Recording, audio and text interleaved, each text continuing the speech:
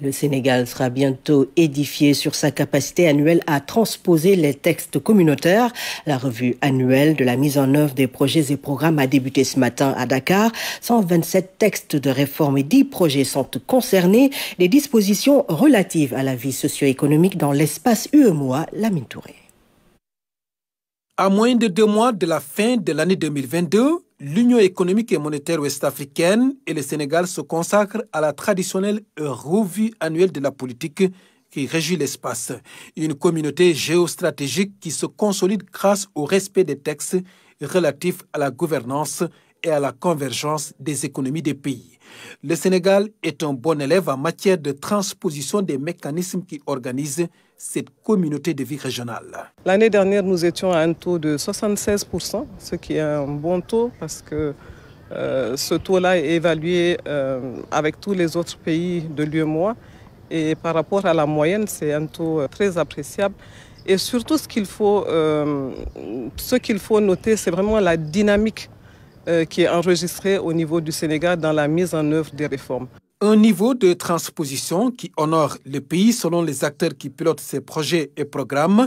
Pour cette année 2022, le Sénégal sera évalué comme d'habitude dans la sérénité totale. L'exercice 2022, le Sénégal sera évalué sur la base de 127 textes de réforme et 10 projets. Aujourd'hui, les services de l'administration ont procédé à toute la panoplie en fait, de recueil d'informations pour la préparation de cette réunion qu'on appellerait réunion de face à face avec les experts de la commission de l'UEMOA. Maintenant, c'est au terme de la rencontre qu'une note sera attribuée au Sénégal. Sur les 127 textes communautaires, les 114 avaient déjà fait l'objet d'évaluation l'année dernière. Les 13 autres le seront dans cet exercice d'évaluation. Ils touchent l'énergie, la pharmacie, le tarif extérieur commun. Et quand il y a des difficultés, il faut s'en référer à l'institution elle-même.